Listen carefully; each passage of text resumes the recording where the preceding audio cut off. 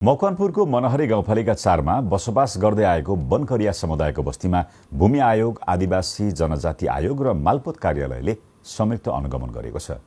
20 वर्षीय अस्थायी बसोबास सम्झौता सकिन लागेपछि समुदाय त्रासमा छन्। The world comes together at Sharda University. बनकरिया नेपालको सबैभन्दा थोरै जनसङ्ख्या भएको आदिवासी जनजाति मध्ये एक जाति समुदाय हो। उनीहरूको संख्या दैलेखमा फिरन्ते जीवन गुजारिरहेको राउटे जातिको भन्दा पनि कम छ। मकवानपुरको मनहरी गाउँपालिका 4 मसिने नजिक मुसेधापमा बसोबास गर्ने यो समुदाय लोपोन्मुख जाति समुदायभित्र पर्दछ।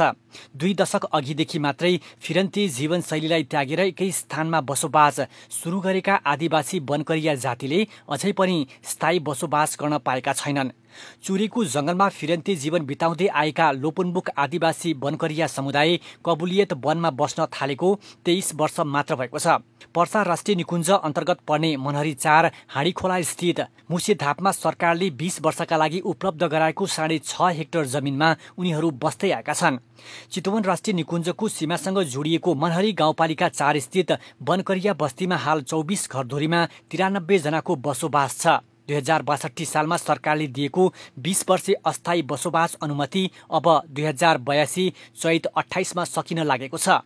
सम्झौताको म्याद सकिन लागेसँगै बनकरिया समुदायको वासस्थान अस्थिर बन्दै गएको छ। स्थायी बसोबासको माग गर्दै उनीहरूले सरकारसँग गुहार मागेका छन्। हाम्रो माग चाहिँ के हो भने चाहिँ यो जमिन नै हाम्रो नाममा भइदिए, यही जमिनै खाने खोर्सी गरेर चाहिँ यहीँबाट चाहिँ हामी व्यवसाय गरेर अब पढ्दै पनि स्कुल पनि अहिले हाम्रो नजिकै भइसकेको छ।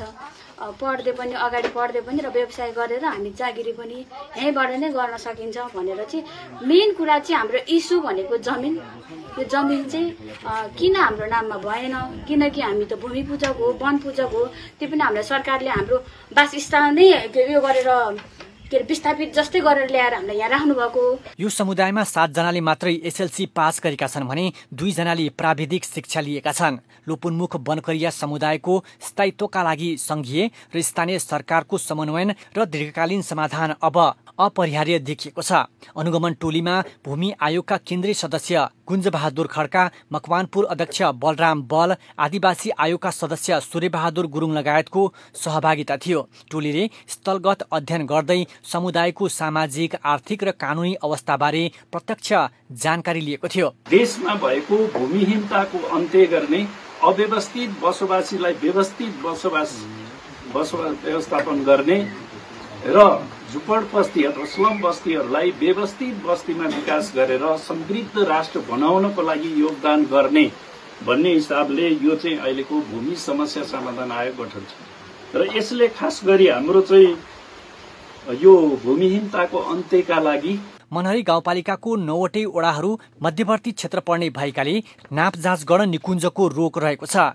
भूमिहीन सुकुम्बासी तथा आदिवासी समुदायको समस्यालाई सम्बोधन गर्न सरकारले भूमि आयोग मार्फत 1 कट्ठा आवासीय र 5 कट्ठा कृषियोग्य जमिन उपलब्ध गराउने नीति बनाएको छ। तर त्यसको कार्यान्वयन अझै अपुष्ट छ। बनकरिया समुदाय स्थायित्वको खोजीमा छन्। सरकारको निर्णय र कार्यान्वयनले मात्रै उनीहरूको भविष्य निर्धारण गर्नेछ। मकवानपुरबाट जमुना तामाङको रिपोर्ट।